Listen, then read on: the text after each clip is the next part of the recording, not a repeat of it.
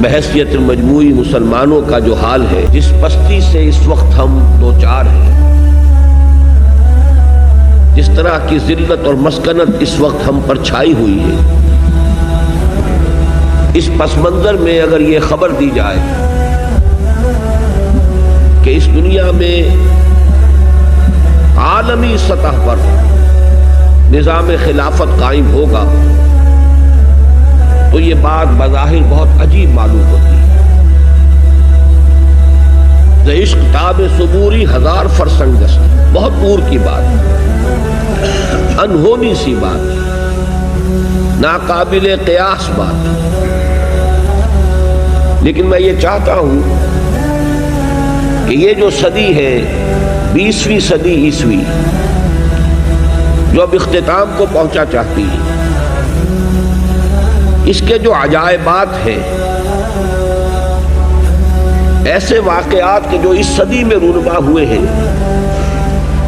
اگر ایک طائرانہ نگاہ ان پر ڈال لی جائے تو واقعہ یہ ہے کہ اندازہ ہوتا ہے کہ جب اس صدی میں یہ سب کچھ ہوا تو یہ دوسری بات بھی محال نہیں ہے، ناممکن نہیں۔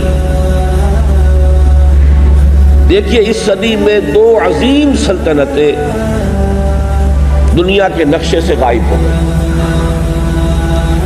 اس صدی کا آغاز تھا سلطنت عثمانیہ، دی گریٹ آٹومان امپائر،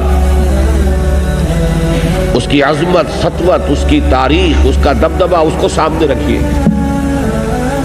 3 بر اعظموں پر پھیلی ہوئی عظیم سلطنت، پورا شمالی افریقہ، پورا مغربی ایشیا اور مشرقی یورپ کا بہت بڑا رقبہ، اتنی بڑی سلطنت اور نسیم منسیہ ہو گئی، اس کا وجود نہ رہا۔ ترکی کے نام سے ایک چھوٹا سا ملک باقی رہ گیا۔ یہ اس صدی کے بالکل آغاز میں ہوا۔ صدی کے اختتام کے قریب آ کر great Soviet Union, one of the 2 super powers, اس کا رقبہ، اس کا دبدبہ، اس کی سطوت، اس کی شوکت، اس کا رعب، امریکہ کو لالے پڑے ہوئے تھے، اس لیے کہ فضائی پروگرام میں، خلائی پروگرام میں وہ امریکہ سے بہت آگے تھا۔ لیکن یہ کہ دیکھتے ہی دیکھتے جیسے برف پگھل جاتی ہے، ایسے اس کا وجود اب دنیا کے نقشے سے ختم ہو گیا، اور یہ 2 سلطنتوں کا دنیا کے نقشے سے غائب ہو جانا اس صدی میں ہوا۔ اور کوئی عجب نہیں کہ ایک تیسرا واقعہ ابھی اسی صدی میں رونما ہو جائے، جس کے آثار شروع ہو چکے ہیں۔ اس وقت کی سول سپریم پاور، اب وہ one of the super powers نہیں ہے، سول سپریم پاور امریکہ، دراڑیں پڑ چکی ہے، زوال کے آثار سامنے ہیں، اور کوئی عجب نہیں کہ اس صدی کے خاتمے سے پہلے پہلے اس کا بھی وہی حشر ہو جائے جو سوویت یونین کا ہماری نگاہوں کے سامنے ہوا۔ آج یہ بات بڑی ناقابل قیاس معلوم ہو رہی ہے، لیکن ذرا سوچئے کہ چند سال پہلے کیا یہی بات سوویت یونین کے بارے میں قابل قبول اور قابل یقین ہو سکتی تھی؟ لیکن تاریخی حقائق کو دیکھیے، قل سیروا فی الارض، زمین میں گھومو پھرو، تو یہ کہ عجائبات ہے اس صدی کے۔ میں یہ سمجھتا ہوں کہ پوری انسانی تاریخ، جتنی کچھ ہمیں معلوم ہے، وہ 4-5 ہزار سال سے زیادہ کی تاریخ نہیں ہے۔ اس میں کوئی صدی ایسی نہیں آئی ہے جیسی یہ 20ویں صدی عیسوی، جتنے عظیم واقعات اس ایک صدی میں رونما ہوئے ہیں، وہ شاید 1,000 سال میں بھی رونما نہ ہوئے ہو اس سے قبل۔ اسی طریقے سے 2 عظیم جنگیں، جنہیں ورلڈ وارز کہا گیا، عالمگیر جنگ، پہلی جنگ، دوسری جنگ، کروڑوں انسان قتل ہوئے ہیں دونوں جنگوں میں، ملکوں کے ملک تہس نہس ہوئے، یہ ہوا ہے بالفعل۔ تو کون سے تعجب کی بات ہے کہ وہ جنگ جس کی خبر دی گئی ہے احادیث میں، اس کے لیے کہ لفظ الملحمۃ العظمی، عظیم ترین جنگ،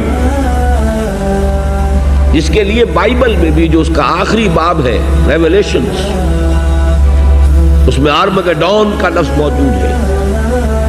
حضرت مسیح علیہ السلام کے یہ حواری حضرت یوحنا، یہ ان کے مکاشفات ہیں، ریویلیشنز، اور ان میں تذکرہ موجود ہے ایک بہت عظیم جنگ ہو، اور عربی سے جن کو واقفیت ہے الملحمۃ العظمیٰ، عظمیٰ جو ہے افعل التفضیل کا صیغہ ہے، سب سے بڑی جنگ، تاریخ انسانی کی عظیم ترین جنگ جس کی خبر دی گئی ہے، اور کوئی عجب نہیں کہ اس صدی کے خاتمے سے پہلے پہلے وہ جنگ بھی واقع ہو جائے۔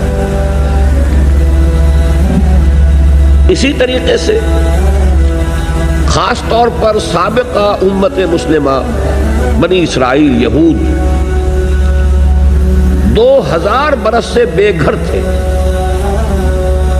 بے خانمہ، برباد، ڈائسپورا، کوئی گھر نہیں، کوئی ملک نہیں، در بدر کی ٹھوکریں کھانے والی قوم۔ اس صدی میں اسے گھر ملا ہے، ملک ملا ہے۔ اس صدی کا بالکل آغاز تھا 1919 بالفور ڈیکلریشن۔ اس صدی کے آغاز ہی سے ان تمام واقعات کے جو ہے سلسلے شروع ہو گئے۔ بالفور ڈیکلریشن میں طے کیا گیا تھا کہ فلسطین پر ان کا حق ہے اور وہاں انہیں آباد ہونے کے لیے سہولتیں فراہم کی جائیں گی۔ 1919 میں اس کام کا آغاز ہوا، 1948 میں 30 برس سے کم مدت میں وہ ملک وجود میں آ گئے۔ تو کوئی عجب کی بات نہیں ہے، کوئی تعجب کی بات نہیں کہ اب اسرائیل سے گریٹر اسرائیل تک، عظیم تر اسرائیل تک بھی اسی صدی میں پیش قدمی ہو جائے۔ چوتھی بات یہ ہے کہ یہی صدی ہے جس میں خلافت اسلامیہ کا خاتمہ ہوا 1924۔ یہ ذہن میں رکھیے کہ یہ خلافت وہ خلافت نہیں تھی جس کو ہم خلافت راشدہ کہتے ہیں، یا جو خلافت علی منہاج النبوہ ہے اس حدیث کی روح سے جو ابھی میں نے آپ کو سنائی، تاہم خلافت تھی، نام تو تھا، جیسے ہم نام کے مسلمان ہیں ایسے ہی نام کی خلافت بھی تھی۔ بہرحال علامہ اقبال نے جو فریاد کی کہ چاک کر دی ترک ناداں نے خلافت کی قبا، سادگی اپنوں کی دیکھ اوروں کی عیاری بھی دیکھ، یہ کچھ اور تھے پیچھے جنہوں نے اس خاتمہ کروایا خلافت کا، یہ وہی فری میسنری، زائنزم، برطانیہ، یہ قوتیں پیچھے تھیں، لیکن یہ کہ جادو وہ جو سڑ چڑھ کر بولے کروایا ایک مسلمان کے ہاتھ، مصطفیٰ کمال پاشا کے ہاتھ۔ چاک کر دی ترک ناداں نے خلافت کی قبا، سادگی اپنوں کی دیکھ اوروں کی عیاری بھی دیکھ، مقصد بھی حاصل کر لیا، الزام بھی اپنے اوپر نہیں آنے دیا۔ لیکن میں جو عجائبات اس صدی کے آپ کو گنوا رہا ہوں اس کے اعتبار سے اسے بھی ناقابل قرین، ناقابل قیاس نہ سمجھیے کہ اس صدی کے خاتمے سے پہلے پہلے پھر دوبارہ خلافت کا نظام قائم ہو جائے۔ جب یہ سب کچھ ہو سکتا ہے جو اس صدی میں ہوا ہے تو آخر یہ باتیں کیسے محالات عقلیہ میں سے شمار ہو جائیں گی؟ بہرحال میں نے اس صدی کے عظیم حوادث کا کچھ تھوڑا سا تذکرہ اس لیے کیا ہے کہ خاص طور پر حوالہ دینا چاہتا ہوں کہ جب خلافت کو ختم کرنے کی سازشیں چل رہی تھی، یہی آپ کا ملک تھا بر عظیم پاک و ہند، اس میں عظیم تحریک چلی تھی، پوری دنیا میں کہیں اور کوئی تحریک نہیں تھی، کہیں کوئی احتجاج نہیں تھا، پورے دنیا میں کسی دوسرے مسلمان ملک میں ترکوں کی ہمدردی میں اور ترکوں کی موافقت میں کوئی بات کبھی نہیں کہی۔ پورا عالم عرب تو ویسے ہی ترکوں کا دشمن ہو چکا تھا، انگریزی استعمار نے قومی نفرت کے بیج بو دیے تھے، لیکن یہ کہ بقیہ بھی تو پورا عالم اسلام ہے۔ عالم عرب تو اس ملت اسلامیہ کا 1/5 بھی نہیں ہے، باقی 4/5 اس میں نوٹ کر لیجئے صرف یہ بر عظیم پاک و ہند ہے کہ جس میں تحریک چلی، تحریک خلافت۔ اور کس شد و مد سے چلی، کس زور شور سے چلی کہ ہندوؤں کو اس میں شریک ہونا پڑا، گاندھی کو اس میں شریک ہونا پڑا، اس لیے کہ بہرحال ایک ذہین آدمی تھا، سمجھدار آدمی تھا، حالات کے نبض پر اس کا ہاتھ تھا، وہ جانتا تھا کہ اگر اس وقت ہم نے مسلمانوں کا ساتھ اس تحریک میں نہ دیا تو پھر کسی بھی تحریک میں ہم ان کا تعاون حاصل نہیں کر سکے، کہاں گاندھی کہاں خلافت۔ لیکن آپ اندازہ کیجئے کہ یہ تحریک، یہ بھی در حقیقت مظہر ہے اسی کا کہ وہ تحریک کتنے شد و مد اور زور شور سے اٹھی تھی کہ گاندھی کو اس میں شمولیت اختیار کرنی پڑی، اسی بر عظیم پاک و ہند میں۔ اور اب اللہ کا نام لے کر ہم نے اسی ملک میں سے جو بھی ٹکڑا ہمیں ملا ہے پاکستان کے نام سے، اب اس میں تحریک خلافت کا آغاز کیا ہے۔ آغاز تو ہمیشہ حقیر ہوتا ہے، چھوٹا ہوتا ہے، لیکن کوئی تعجب کی بات نہیں ہے۔ آخر بڑے بڑے تناور درخت بھی شروع میں چھوٹے سے نازک پودے کی شکل میں ہوتے ہیں، اللہ تعالیٰ کی قدرت سے بعید نہیں کہ یہ تحریک خلافت کا یہ پودا جو ہے تناور درخت کی شکل اختیار کرتا ہے۔ ایک خاص مناسبت جو ہمارے خطبات خلافت کو قائم ہوئی ہے کہ اس صدی کے آغاز میں تحریک خلافت چلی تو اس کے زعماء پر مقدمہ بغاوت اس ہال میں چلایا گیا۔ اس خالص زیرہ حال کی تاریخی اہمیت یہی حال تھا جس میں مولانا محمد علی جوہر کھڑے ہوئے تھے مجرموں کے کٹہرے میں، اور ان کے ساتھ اور بھی کتنے ہی زعماء ملت تھے کہ جو شریک تھے، اور ایک انگریز جج بیٹھا ہوا ان کے خلاف سماعت کر رہا تھا مقدمہ بغاوت کی۔ 1921 کی بات ہے نا، 62 برس گزرے ہیں، لیکن یہ کہ جیسا کہ میں نے عرض کیا اگر اس وقت وہ عظیم تحریک چلی تو کوئی عجب نہیں کہ اللہ تعالیٰ کے فضل و کرم سے اب یہ تحریک بھی، وقت تو درکار ہوگا لیکن اللہ کے فضل و کرم سے یہ مومنٹم پکڑے، اس میں قوت پیدا ہو، تو نہ یہ اللہ کے فضل و قدرت سے بعید ہے، اور نہ ہی جیسا کہ میں نے عرض کیا اس صدی کے تمام عجائبات اگر آپ کے سامنے ہو تو ان کے اعتبار سے یہ کوئی بہت ہی ایک محال بات نظر آتی ہے۔ ایک بات میں یہاں ضرور واضح کر دوں، وہ جو تحریک خلافت چلی تھی جس کے زعماء پر مقدمہ بغاوت اس حال میں چلایا گیا تھا، اور اب جس تحریک خلافت کا ہم نے آغاز کیا ہے، نام تو وہی ہے مشترک، لیکن ان کے مابین زمین و آسمان کا فرق ہے۔ وہ تحریک صرف ایک احتجاجی تحریک تھی کہ خلافت کے نام سے مسلمانوں کی وحدت ملی کا جو ایک نشان ہے، جو ایک علامت ہے، اسے ختم نہ کیا جائے۔ حالانکہ پوری دنیا جانتی تھی، ہر شخص جانتا تھا، بچہ بچہ جانتا تھا، یہ خلافت وہ خلافت نہیں ہے، یہ وہ خلافت تو نہیں جو عمر فاروق کی خلافت تھی رضی اللہ تعالی عنہ، یا ابو بکر کی خلافت تھی رضی اللہ تعالی عنہ، یا عثمان غنی کی خلافت تھی رضی اللہ تعالی عنہ، یا حضرت علی مرتضیٰ کی خلافت تھی رضی اللہ تعالی عنہ۔ یہ وہ خلافت تو نہیں، لیکن پھر بھی وحدت ملی کا ایک نشان، ایک علامت۔ اب میں آپ کو ایک بات بتا دینا چاہتا ہوں کہ جیسے ہمارے ایک محاورہ ہے کہ ہاتھی مرا ہوا بھی 1.25 لاکھ کا ہے، وہ خلافت اگرچہ اپنی حقیقت کھو چکی تھی، پھر بھی اس میں جو طاقت تھی، آخر کوئی شے تھی کہ جس کی وجہ سے اسلام کے دشمن یہ چاہتے تھے کہ اس کو ختم کر دیا جائے۔ اس کے ضمن میں ایک واقعہ بھی ہے کہ حضرت شیخ الہند مولانا محمود حسن رحمہ اللہ یہ جب مالٹا میں اسیر تھے، نظر بند تھے،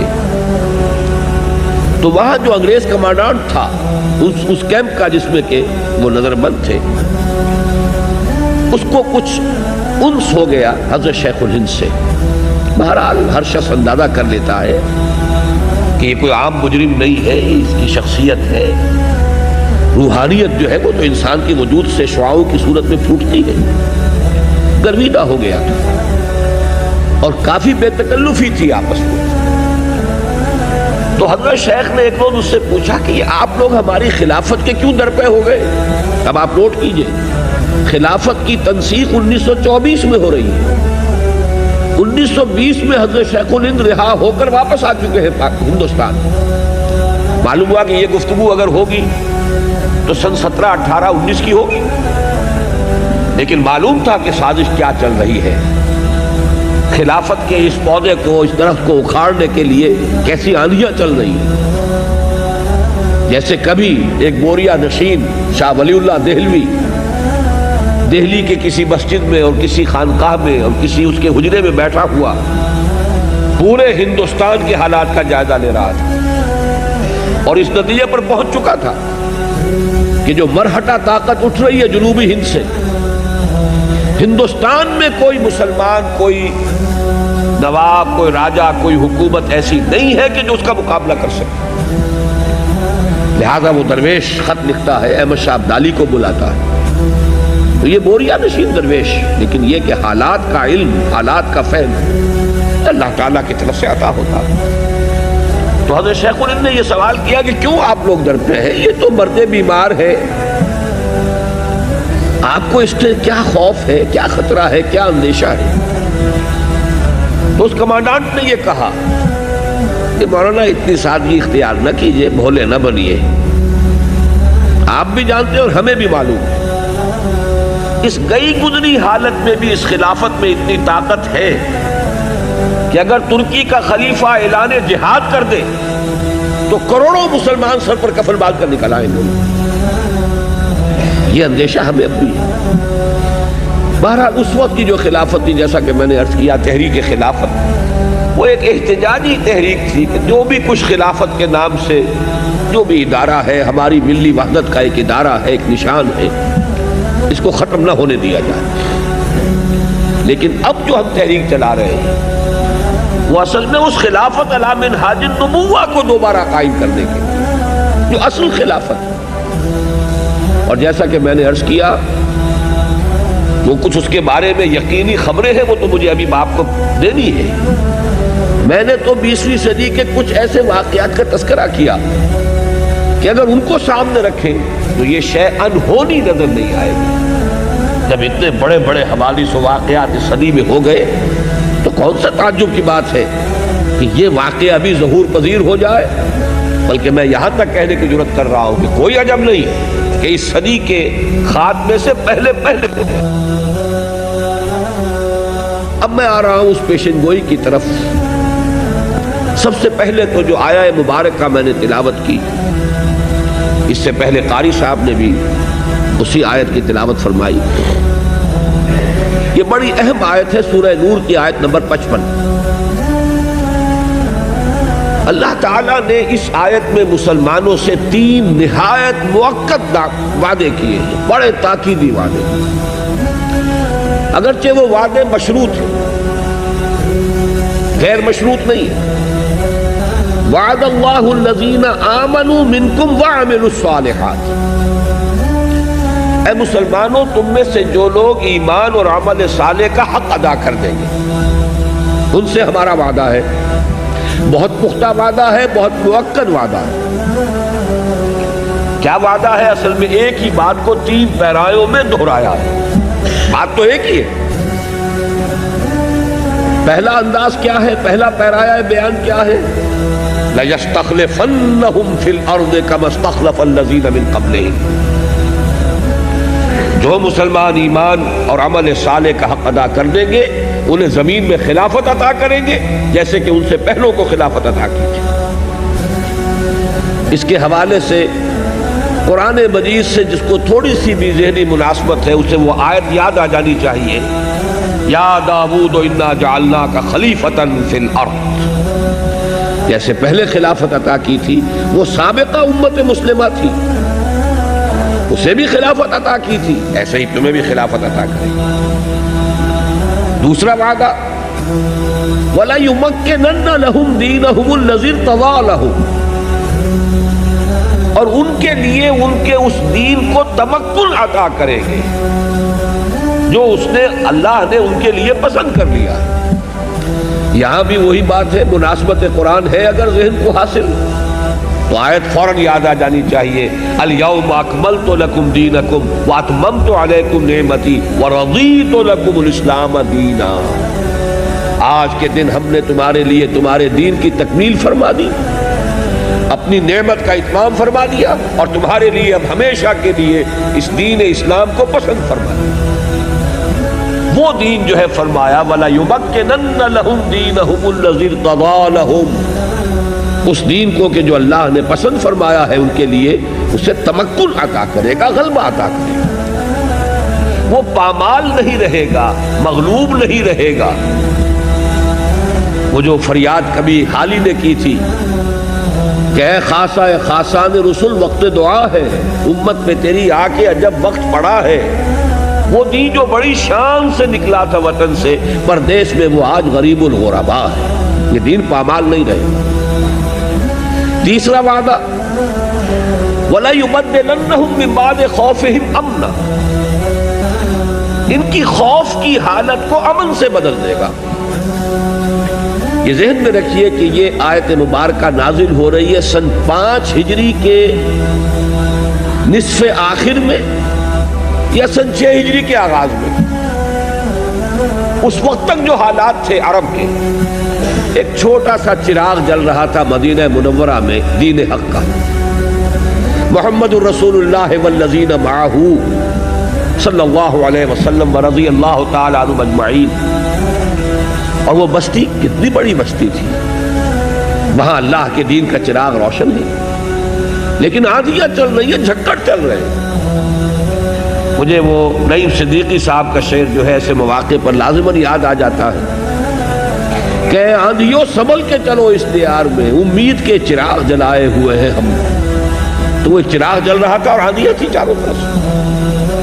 وہ جو ایک خوف کی کیفیت تھی، ابھی اندیشہ ہے غطفان کے قبائل نہ حملہ کر دے، ابھی خبر آ گئی ہے بنو اسد جو ہے حملے کے لیے تیاریاں کر رہے ہیں، ابھی خبر آ گئی ہے کہ ابھی یہودی جو ہے خیبر کے وہ کوئی سازش کر رہے ہیں۔ ہر وقت ایک خوف کی کیفیت۔ فرمایا اس کیفیت کو بدل دیں گے اب سے۔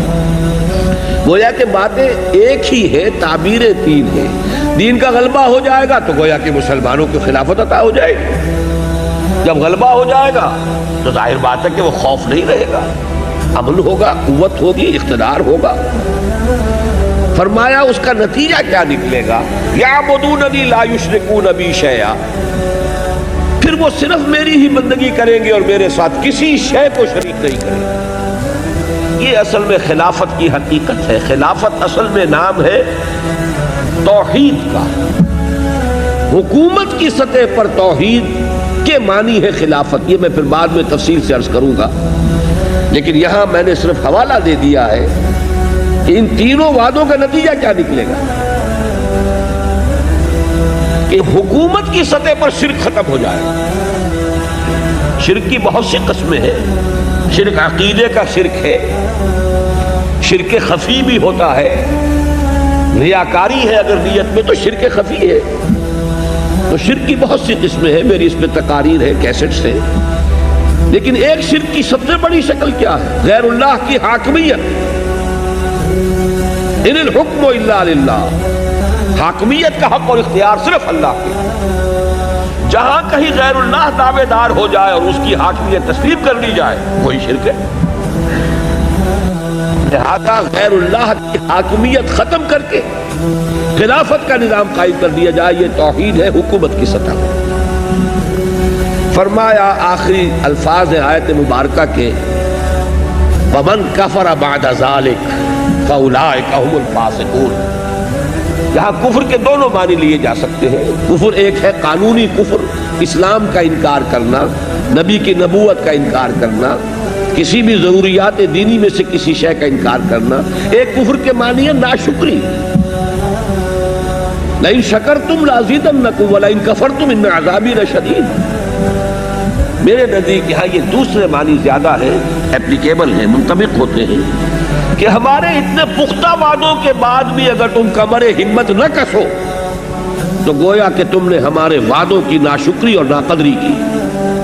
وَمَنْ كَفَرَ بَعْدَ ذَلِكَ فَأُولَٰئِكَ هُمُ الْفَاسِقُونَ۔ تو ایسے لوگ تو بہت ہی سرکش ہیں۔ بہرحال دوسرے معنی بھی ہو سکتے ہیں کہ جب یہ نظام قائم ہو جائے گا اس کے بعد بھی جو کفر پر اڑا رہے تو اس کے معنی یہ ہے کہ اس میں سرے سے کوئی خیر ہے ہی نہیں، شیطنت کا مجسمہ ہے۔ بہرحال یہ آیت مبارکہ نازل ہوئی جیسا کہ میں نے عرض کیا سن 5 کے اواخر یا سن 6 کے اوائل۔ آگے چلنے سے پہلے نوٹ کر لیجئے تقریباً اسی زمانے کے لگ بھگ سورہ صف نازل ہوئی۔ سورہ صف کی بھی میں نے اس وقت صرف 3 آیات کی تلاوت کی تھی۔ پہلی آیت ذہن میں رکھیے اس لیے کہ اس کا اطلاق اس وقت کے حالات پر بھی ہو رہا ہے 100%۔ یریدون لیطفئوا نور اللہ بافواہہم، یہ چاہتے ہیں کہ اللہ کے نور کو اپنے منہ کی پھونکوں سے بجھا دے۔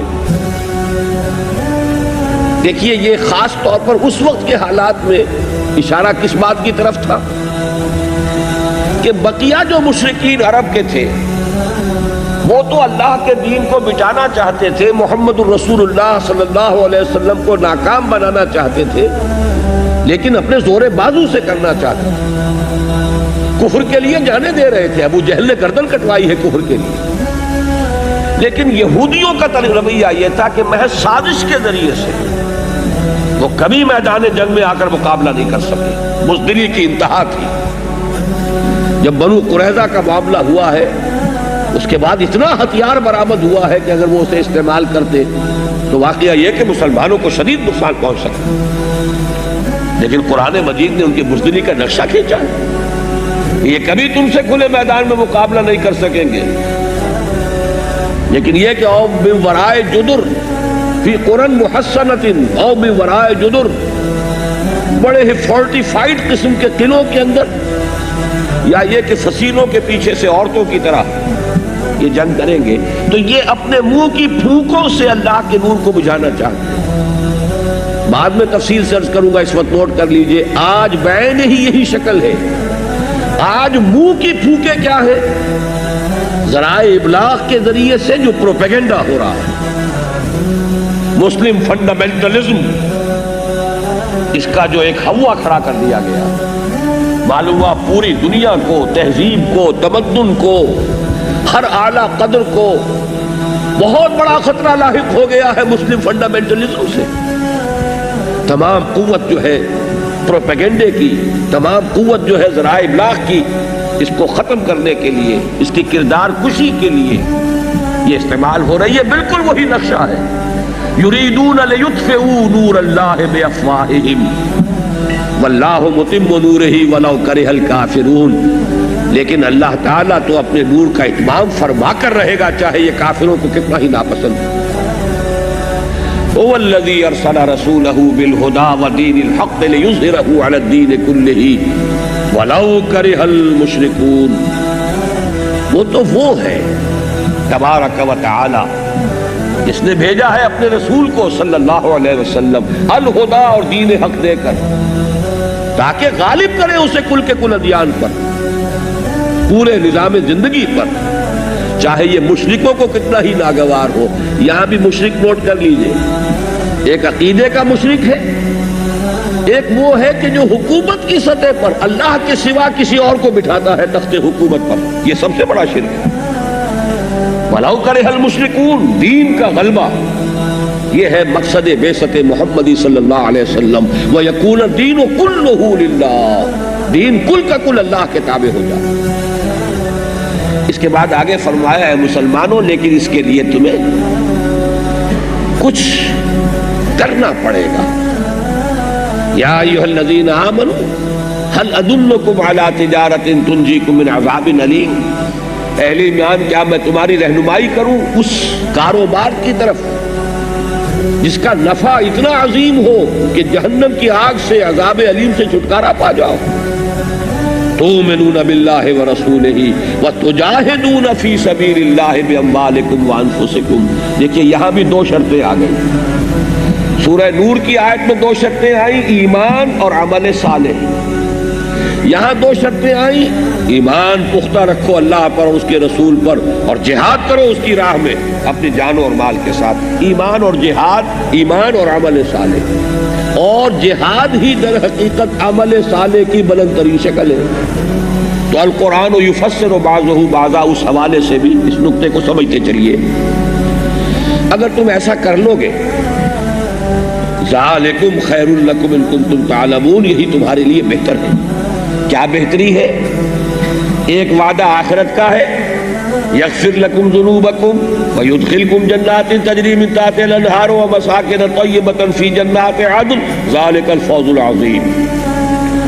تمہارے گناہ بخش دے گا، تمہیں جنت میں داخل کرے گا، تمہیں نہایت پاکیزہ رہائش گاہیں عطا کرے گا جنات عدن میں، ریزیڈنشل گارڈنز آف پیراڈائز. اور یہی بڑی کامیابی ہے. ایک وعدہ تو یہ ہے، اور دوسرا وعدہ وَأُخْرَى تُحِبُّونَهَا نَصْرٌ مِّنَ اللَّهِ وَفَتْحٌ قَرِيبٌ.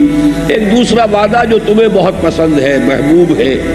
یہ انسان کی ایک یوں سمجھیے کہ اس کی طبیعت کا تقاضا ہے کہ جو کام کرے اس کو کامیاب ہوتا ہوا دیکھ لے، اطمینان ہوتا ہے. اللہ نے یہاں انداز ایسا اختیار کیا ہے، بلکہ امام راضی نے تو الفاظ استعمال کیے ہیں. یہ مقام مذمت ہے. فتح کی آرزو کرنا بھی پسندیدہ نہیں ہے، اس لیے کہ یہ فتح بھی اصل میں دنیاوی غلبہ ہے. اصل مقصود، اصل نصب العین بندہ مومن کا صرف اخروی نجات اور اللہ کی رضا.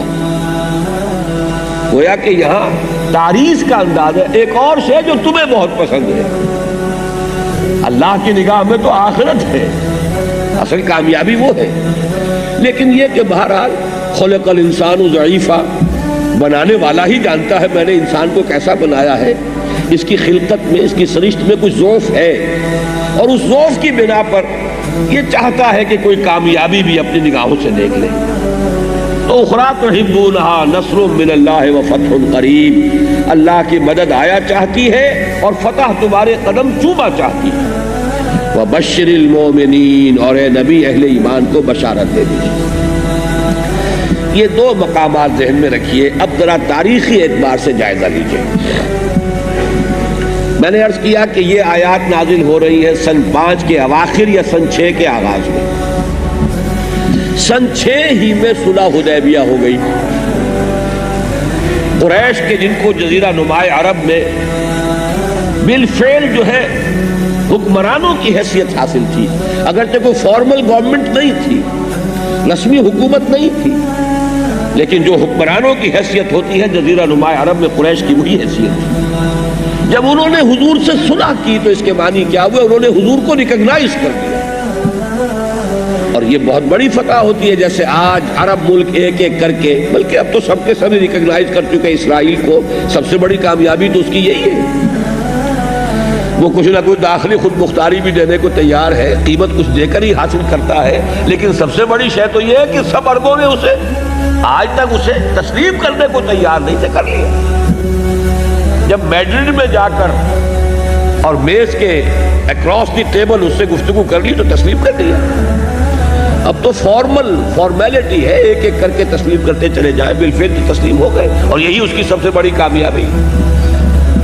یہی بات کہی گئی صلح حدیبیہ کے بارے میں، انا فتحنا لک فتحا مبینا. اے نبی ہم نے آپ کو ایک بڑی کلیئر وکٹری عطا کی ہے، کھلی صریح فتح عطا فرمائی. یہ تو سن 6 میں ہو گیا. دیکھیے کتنی جلدی اللہ کے وعدے پورے ہو رہے ہیں. سن 7 میں خیبر فتح ہو گیا، یہودیوں کا گڑھ توڑ دیا گیا، اور وہاں سے بہت سا مال غنیمت مسلمانوں کے ہاں جو اصل خوشحالی شروع ہوئی ہے مدینے میں، وہ خیبر کا جو مال غنیمت ہے اس سے ہوئی. سن 8 میں مکہ فتح ہو گیا، بات ہی ختم ہو گئی، اس لیے کہ جزیرہ نما عرب کا گویا کہ صدر مقام، کیپٹل. سن 9 تک پورا جزیرہ نما عرب جو ہے اسلامی حکومت کے تحت آ گیا. جاء الحق وزهق الباطل ان الباطل كان زهوقا. اور پھر جیسا کہ آپ کو معلوم ہے حضور کا انتقال سن 11 کے ہو رہا ہے، اور اس کے بعد 24 برس کے اندر اندر یہ اسلامی حکومت جس کا نام خلافت ہے، اسلامی حکومت خلافت کہاں سے کہاں پہنچ گئی. تقریباً شمالی افریقہ پورا کا پورا، ادھر دریائے جیہو تک، ادھر کوہ قاف تک، کوکیشیا تک. یمن سے لے کر کوکیشیا، آکسس سے لے کر اٹلانٹک، یہ پورا علاقہ جو ہے اس پر نظام خلافت قائم ہے۔ تو پہلی بات تو ہم نے یہ دیکھ لی کہ اللہ نے جو وعدے کیے تھے کتنی جلدی، کتنی تھوڑی سی مدت میں وہ وعدے پورے ہو گئے۔ لیکن اس کے بعد جو کچھ ہوا ہے، اب دیکھیے یہ 1400 برس کی تاریخ ہے، لیکن یہی ہے وہ بات کہ کاش کہ جو لوگ حدیث نبوی کی اہمیت سے ناواقف، استخفاف کرتے اور محروم ہے، جب کسی شے کی آپ کے نگاہ میں قدر نہیں ہوگی آپ اس پر توجہ نہیں کریں گے۔ آپ کو معلوم ہے کہیں ذرا سی امید ہو جائے یہاں تیل ہے، کروڑوں روپے خرچ کر دیتے ہیں وہاں ایکسپلور کرنے کے لیے، اس لیے کہ امید ہے کہ یہاں تیل ہے۔ کہیں سونے کی توقع ہو جائے تو جو بھی کچھ کرتی۔ اسی طریقے سے جہاں انسان کو امید ہوتی ہے کہ کچھ ملے گا وہاں محنت صرف کرتا ہے، اور جہاں معلوم ہو کچھ ہے ہی نہیں کاہے کو محنت کرے۔ حدیث نبوی جو ہے، ایک حدیث نے 1400 برس کی تاریخ مسلمانوں کی جو ہے امت مسلمہ کی، اسے سمپ کر دیا ہے، یکجا کر دیا۔ یہ حدیث ہے جو میں نے ابھی آپ کو سنائی، مسند احمد ابن حنبل کی روایت ہے، حضرت نعمان ابن بشیر رضی اللہ تعالی عنہ سے۔ حضور نے اپنے زمانے سے لے کر قیامت تک 5 ادوار کا تذکرہ کیا۔ تکون النبوۃ فیکم ما شاء اللہ ان تکون، اے مسلمانوں نبوت تمہارے مابین موجود رہے گی، یعنی میں موجود رہوں گا بنفس نفیس صلی اللہ علیہ وسلم، جب تک اللہ چاہے گا۔ پھر اللہ اس دور کو اٹھا لے گا، یعنی میرا انتقال ہو جائے گا۔ انک میت وانہم لمیتون وما محمد الا رسول قد خلت من قبلہ الرسل افئن مات او قتل انقلبتم علی اعقابکم، یہ دور ختم ہو جائے گا، یہ دور ہمیشہ کا نہیں ہے۔ ثم تکون خلافۃ علی منہاج النبوۃ، پھر ایک دور ہوگا خلافت کا جو نبوت کے طریقے پر ہوگی۔ منہاج، نہج ہم طریقے کے لیے استعمال کرتے ہیں، اس نہج سے، اس طریقے سے۔ منہج راستے کو کہتے ہیں، طریق عربی میں راستے ہی کے لیے ہے۔ تو نبوت کے طریقے پر، نبوت کے راستے پر، نبوت کے نقش قدم پر خلافت ہوگی، جس کو ہم خلافت راشدہ کہتے ہیں۔ یہ نظمی حدیث میں آیا ہے، اس لیے کہ حضور نے فرمایا علیکم بسنتی وسنت الخلفاء الراشدین المہدیین۔ لیکن یہ حدیث کے اندر جو لفظ آیا ہے اس میں یہ بہت اہم ہے، خلافت علی منہاج النبوۃ، یعنی بعد ہی وہی نظام جو محمد رسول اللہ صلی اللہ علیہ وسلم نے قائم فرمایا، جو کا تو قائم ہے۔ اس کے لیے تو میں ایک مثال دے دوں جس سے کہ حضرت ابو بکر رضی اللہ تعالیٰ عنہ کی عظمت اور فضیلت کا بھی اظہار ہوتا ہے کہ جو فتنے بڑے بڑے اٹھے ہیں حضور کے انتقال کے بعد، بہت سے جھوٹے نبی کھڑے ہو گئے۔ ایک نیا فتنہ اٹھا کہ ہم زکوٰۃ نہیں دیں گے، مانعین زکوٰۃ۔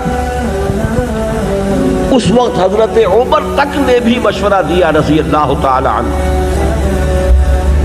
کہ امیر المومنین اس وقت ذرا مصلحت کو دیکھیے، آپ جیش اسامہ کو بھی نہیں روک رہے، اسے بھی بھیج رہے۔ جو حضور نے لشکر تیار کیا تھا، حضرت ابو بکر نے فرمایا جو لشکر حضور نے تیار کیا ہو میں کیسے روکوں؟ پھر یہ کہ جو لوگ نئی نبوت کے دعوے دار کھڑے ہو گئے ان سے تو لڑنا ہی لڑنا ہے۔ لیکن یہ معاملہ ذرا ہلکا بھی ہے، اور تیسرا محاذ نہ کھولیے، مسلمانوں کے دل پہلے ہی زخمی ہے حضور کے انتقال کے باعث، لہذا مصلحت کا تقاضا یہ ہے کہ یہ تیسرا محاذ نہ کھولے۔ جو الفاظ کہے تھے حضرت ابو بکر نے وہ آپ کو سنانا چاہتا ہوں۔ ایبدل الدین وانا حی، کیا دین میں ترمیم ہو جائے گی جبکہ میں ابھی زندہ ہوں؟ میرے جیتے جی ایسا نہیں ہو سکتا۔ بلکہ حضرت عمر کو تو رضی اللہ تعالی عنہ ایک طرح کی ڈانٹ پلائی ہے۔ یہ ڈانٹ عمر کو ابو بکر ہی پلا سکتے تھے رضی اللہ تعالی عنہما کہ اے عمر تم جاہلیت میں تو بڑے سخت تھے، یہ اسلام میں تم اتنے نرم کیسے ہو گئے؟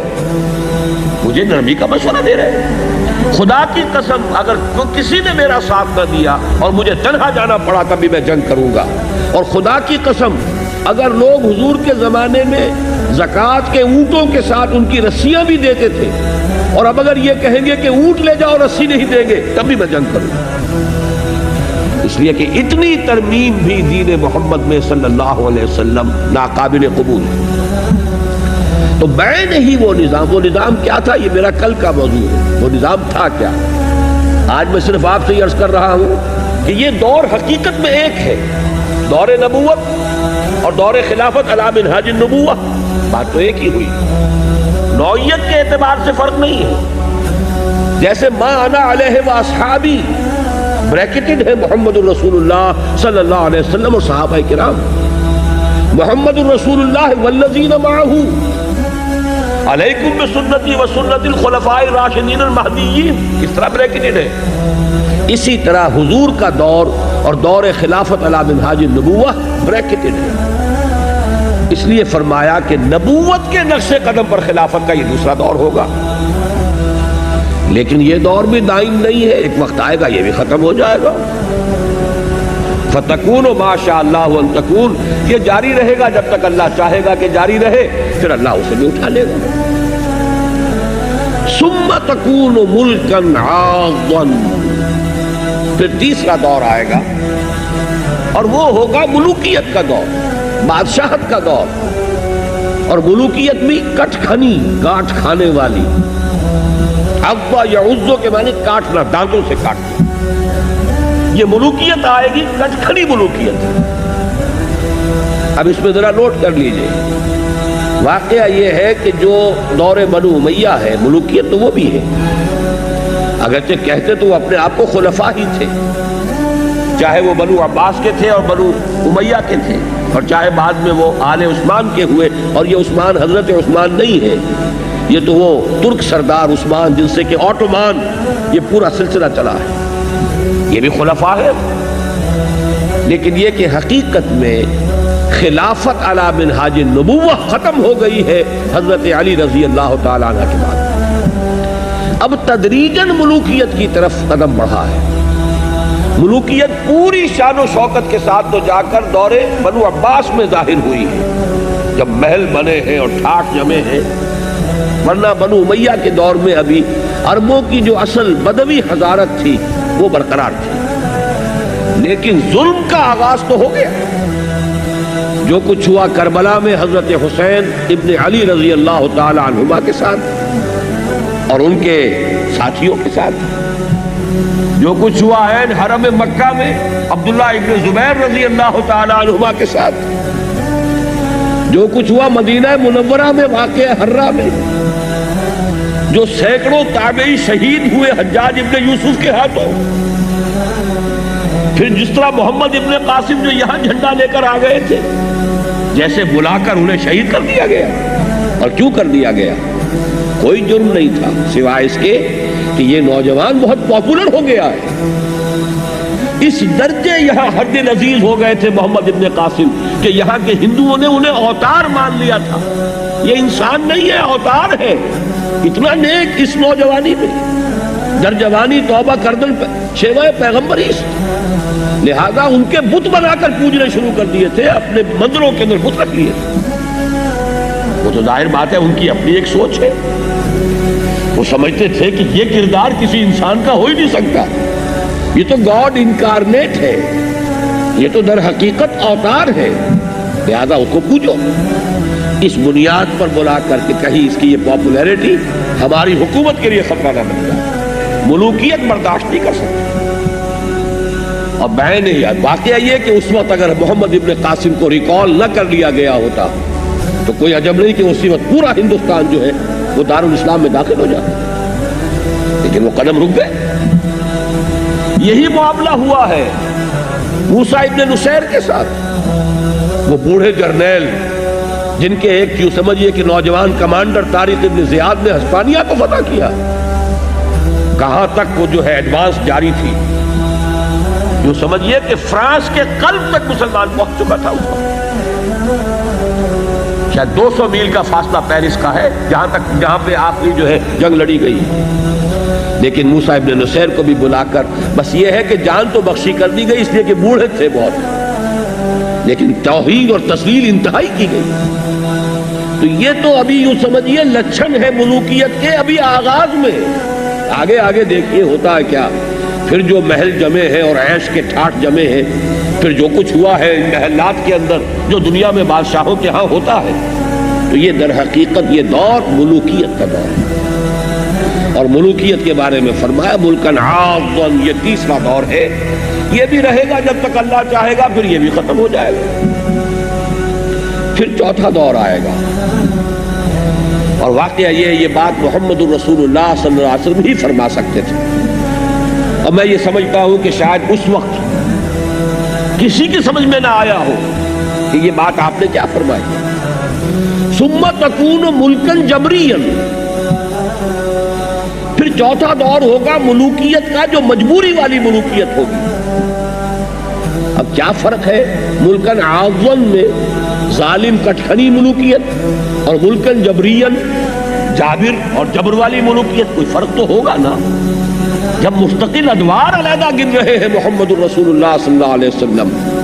بہرحال نہیں کہا جا سکتا کہ اس وقت کیا سمجھا گیا ہو. آج وہ بات جو کہ پیش آ چکی ہے اس لیے واضح طور پر سامنے آ گئی. اور عظمت حدیث نبوی کا در حقیقت یہ بھی ایک بہت بڑا مظہر ہے.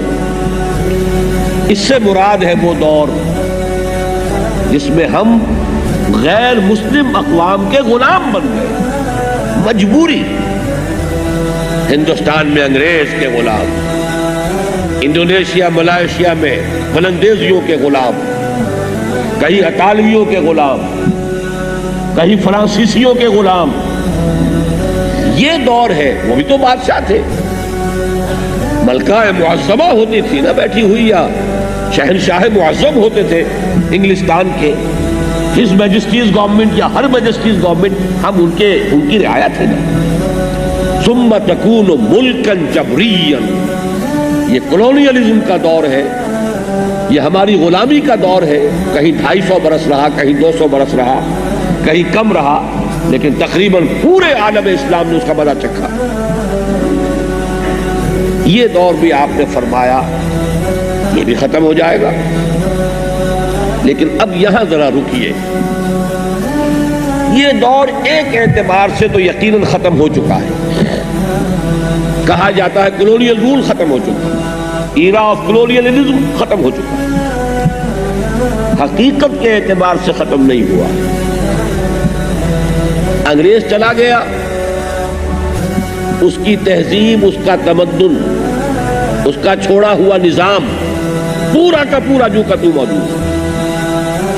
میں دیکھ رہا تھا آپ حضرات کے ہاتھ میں وہ 4 ورقہ بھی ہے غالباً جو تقسیم ہوا ہے، اس میں پڑھیے گا جا کر. 8 چیزیں میں نے نوٹ کی ہے کہ ہم نے انگریز کے نظام کو جو کا تو قائم رکھا ہوا ہے. آج بھی بلا کر اسے کہہ سکتے دیکھ لو، ہم نے یہاں کوئی شے نہیں بدلی. ایسے ایسے تماشے. صوبہ سرحد کا نام شمال مغربی سرحدی صوبہ، وہ بھی نہیں بدلا.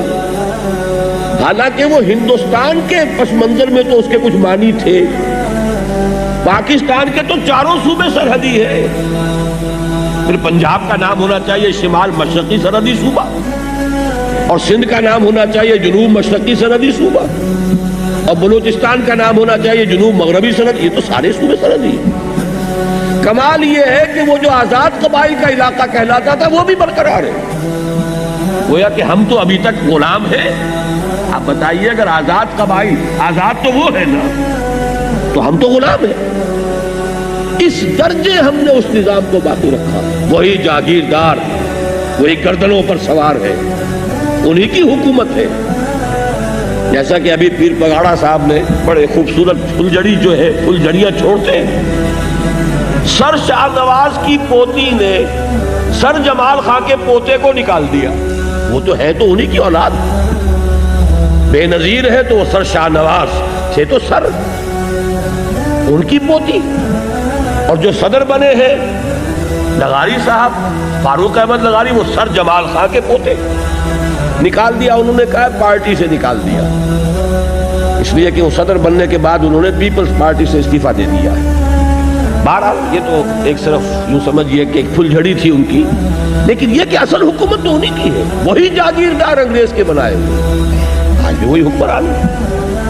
تہذیب ان کی، تمدن ان کا، علوم ان کے، فنون ان کے. ہماری معیشت کو وہ کنٹرول کرے. IMF ہو، ورلڈ بینک ہو، وہاں سے ٹیکسیشن کی ہدایات آئے، ریلوں کے کرائے بڑھانے کا حکم چلا آ رہا ہو، اندازہ تو کیجیے. تو حقیقت میں وہ دور ختم نہیں ہوا. آج کے زمانے میں ریموٹ کنٹرول بہت معروف شے ہے، براہ راست حکومت ختم ہو گئی ہے. ریموٹ کنٹرول آج بھی انہی قوتوں کا ہے ہم پر، پورے عالم اسلام پر. بلکہ یوں سمجھیے کہ اب عرب ممالک تو تقریباً سب کے سب پوری طرح ان کے شکنجے میں دوبارہ آ گئے. اس لیے کہ ہمارے پاس تو اور ہے کیا جس کے لیے کچھ زیادہ شکنجہ انہیں کسنے کی ضرورت ہو. اندیشہ اگر ہوتا ہے تو ایٹمک پروگرام سے ذرا ہو جاتا ہے، ورنہ اور کیا ہے ہمارے پاس. وہاں تیل ہے، وہاں کا شکنجہ بہت ضروری ہے. بہرحال یہ سمجھ لیجئے. بلکہ میں نے اس موضوع پر جب تقریر امریکہ میں کی تو آپ کی کراچی شہری سے مثال دی تھی کہ جیسے کراچی میں کرنگی میں 4 نمبر کے بعد 5 آنے سے پہلے 4.5 نمبر آتا ہے. اسی طریقے سے یہ چوتھا دور جو حضور نے فرمایا تھا، اس کے بعد 4.5 دور میں ہم اس وقت ہیں. 5واں دور ابھی نہیں آیا بیچ میں. اس حوالے سے یہ بات جان لیجئے کہ چوتھا دور جو حضور نے فرمایا تھا وہ ابھی جاری ہے. ایک حیثیت سے ختم ہو گیا کہ براہ راست حکومت ختم ہو گئی. نام نہاد ہم آزاد ہیں، کہنے کو آزاد ہیں. کہیں برطانوی فوج نہیں، کہیں امریکی فوج نہیں، کہیں فرانسیسی فوج نہیں. لیکن جو بھی کچھ ہو رہا ہے پورے عالم اسلام میں، در حقیقت ڈوریں ادھر سے ہلتی ہیں. اور ہمارا حال تو یہ ہے کہ وزیر اعظم 2 مرتبہ تو وہاں سے امپورٹ ہوا. یہ صرف معین قریشی صاحب کا معاملہ تو نہیں ہے، اس سے پہلے محمد علی بوگرا بھی تو آئے تھے. یہ ہے اصل میں معاملہ. جان لیجئے کہ اس وقت بھی ہم اس دور میں ہیں، لیکن اس کے بعد وہ 5واں دور آ کر رہے گا جس کی خبر دی ہے محمد رسول اللہ صلی اللہ علیہ وسلم نے. فرمایا ثم تکون خلافت علی منہاج النبوہ، پھر ایک دور آئے گا خلافت علی منہاج النبوہ.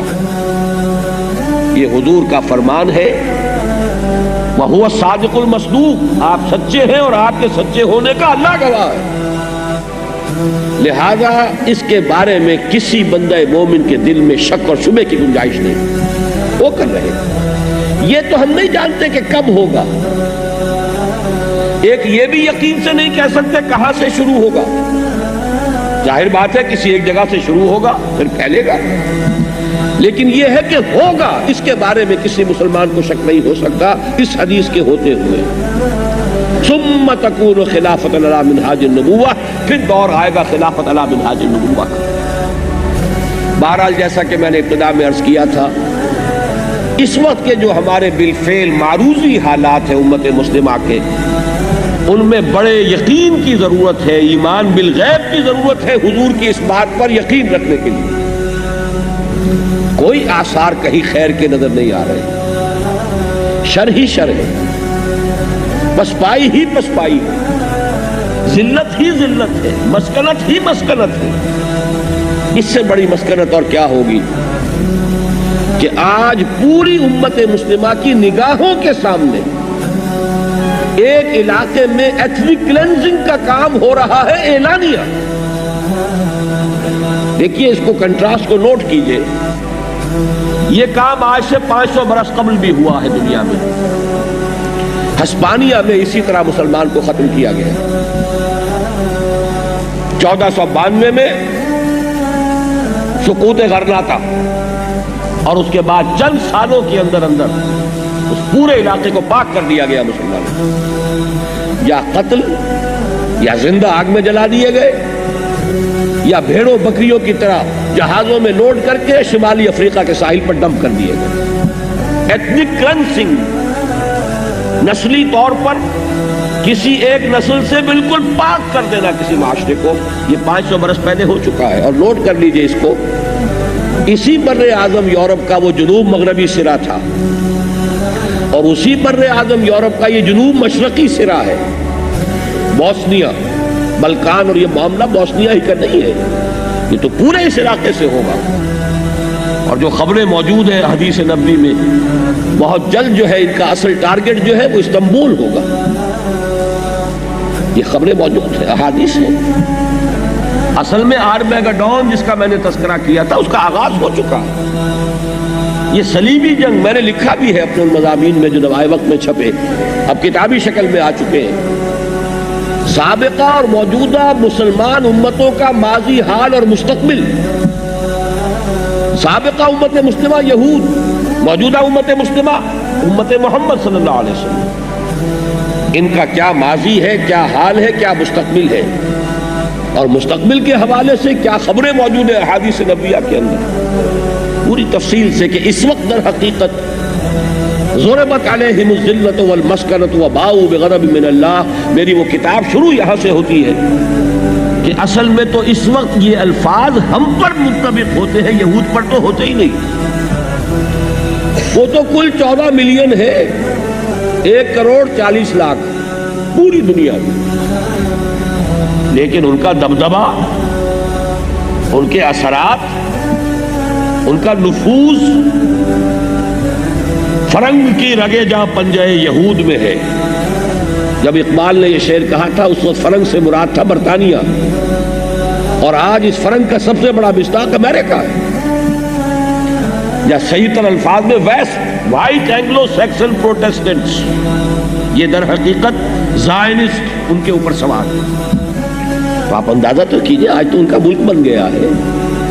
تمام عرب ممالک لا کے بٹھا لیے گئے، اور کہاں بٹھائے گئے؟ میڈرڈ میں. اس سے پہلے کبھی کوئی بین الاقوامی کانفرنس میڈرڈ میں سنی آپ نے؟ کبھی جنیوا میں ہوتی تھی. اسی لیے اقبال نے کہا تھا نا، تہران ہو اگر عالم مشرق کا جنیوا، شاید قرائے ارض کی تقدیر بدل جائے. تو اصل میں تو انٹرنیشنل کانفرنسز ہوتی تھی تو جنیوا میں ہوتی تھی. اور یہ جو ہوئی ہے عرب اسرائیل پیس ٹاکس، بعد میں بھی تو سارے راؤنڈ جو ہے وہ واشنگٹن میں ہوئے ہیں، اب قاہرہ میں ہو رہا ہے اس وقت. یہ پہلا میڈرڈ میں کیوں ہوا، کبھی نوٹ کیا آپ نے؟ تاکہ عربوں کو آ کر بٹھایا جائے اور دکھایا جائے یہ ہے تمہارا مزار، یہ ہے تمہارا قبرستان، یہاں سے تم نکالے گئے تھے، یہاں تم نے 800 برس تک حکومت کی تھی، یہاں سے تمہارا نام و نشان ختم کیا گیا. 1992 is the year of Spain. میں نے اس سے پہلے بھی کئی مرتبہ اس کا حوالہ دیا ہے. یہ نیوز ویک کی کور سٹوری تھی.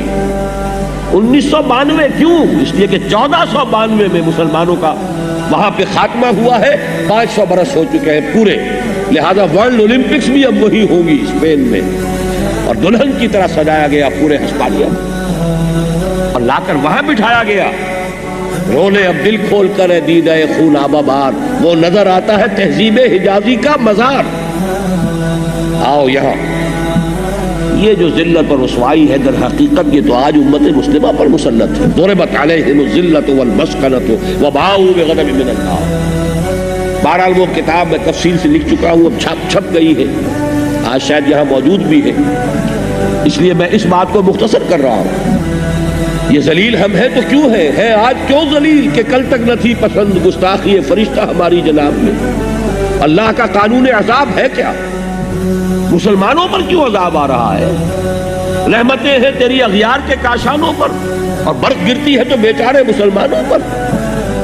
کیونکہ ایک مغالطہ ہے نا ہمیں کہ چلیے جو بھی کچھ ہے لیکن تیرے محبوب کی امت میں ہے.